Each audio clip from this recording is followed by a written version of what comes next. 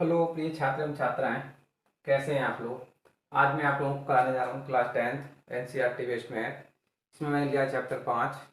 इसका नाम है समांतर श्रेणी में प्रश्नावली 5.3 का क्वेश्चन नंबर 10। ठीक है, क्वेश्चन नंबर 10 देखिए।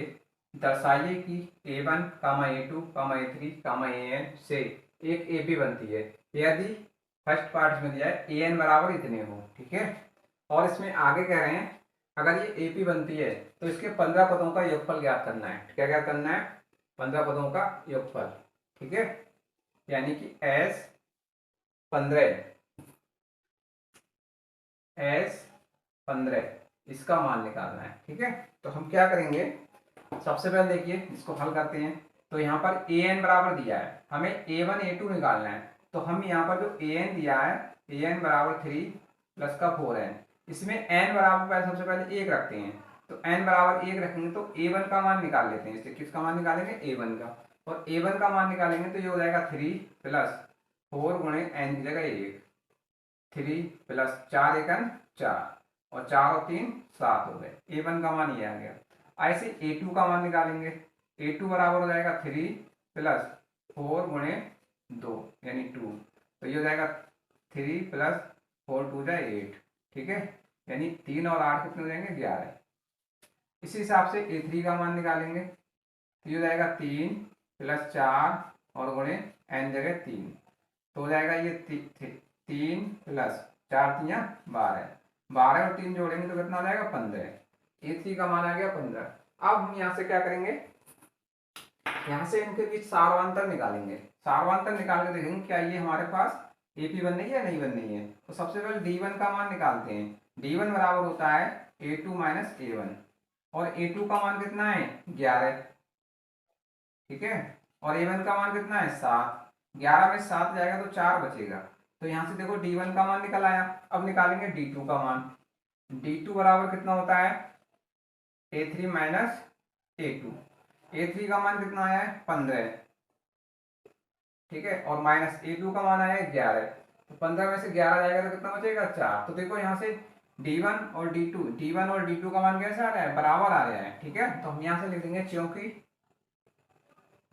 D1 बराबर D2, इसलिए यह जो श्रेणी बनेगी, ठीक है, 7 कामा 11 कामा 15, ठीक है, टैक्स टैक्स इनका एम बनेगी are in AP. Are in AP, AP मतलब समांतर श्रेणी है ये। ठीक है, एपी में बनती है। अब एपी में बनती है तो यहां से हम देखो सबसे पहले ए का मान निकालते हैं। ए का मान हमें कितना है? ए बराबर 7, और डी सारवांतर कितना हो जाएगा? 11 माइनस के 7 बराबर कितना हो जाएगा? 4। 11 में 7 जाएगा 4।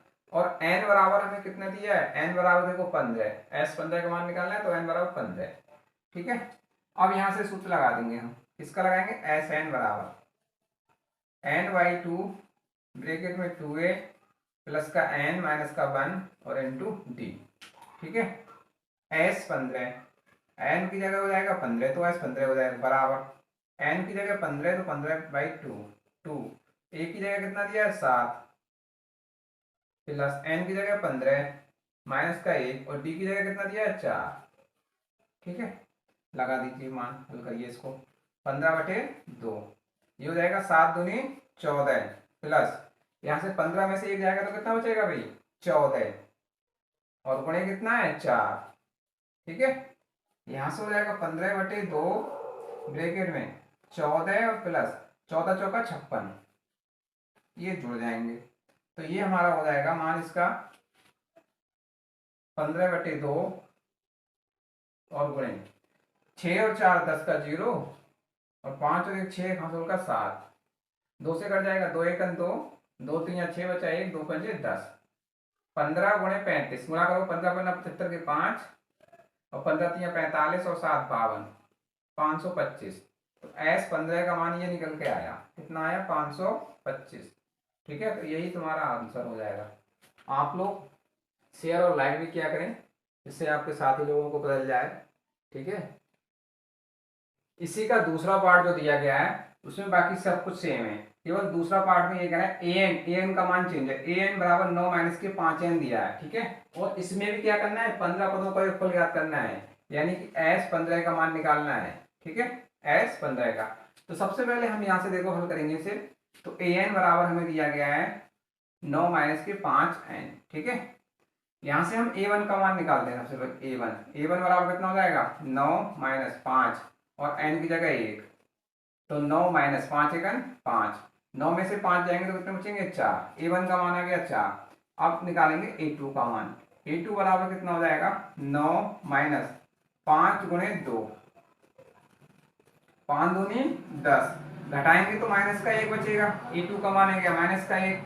अब निकालेंगे a3 का मान। a3 बराबर हो जाएगा 9 माइनस 5 गुणे 3, n बराबर 3 लगा देंगे, तो 9 माइनस 5 या 15, और 15 माइनस का है 9 प्लस का है, 15 में से 9 जाएगा तो कितना बचेगा, माइनस का 6। a3 का मान ये आ गया।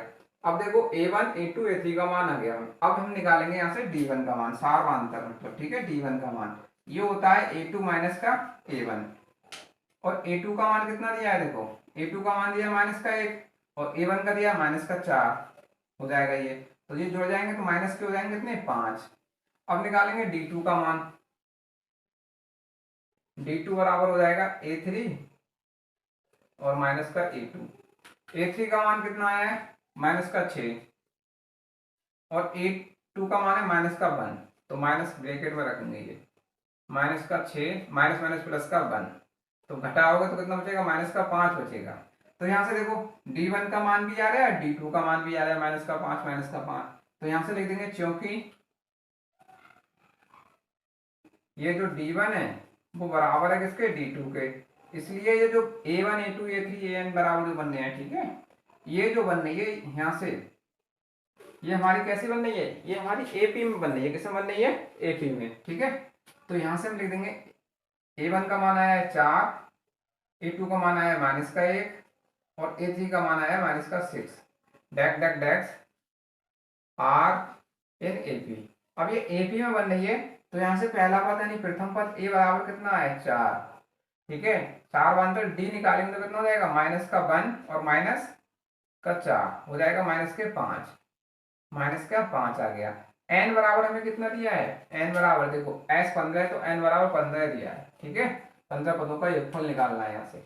अब लगा दीजिए सूत्र इसमें, Sn बराबर सूत्र हमारा होता है n/2 ब्रैकेट में 2a प्लस का n माइनस का 1 इंटू डी, ठीक है।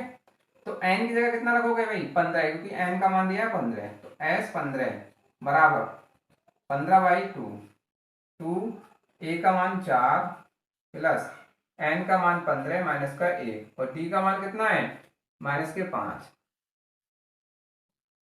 ठीक है।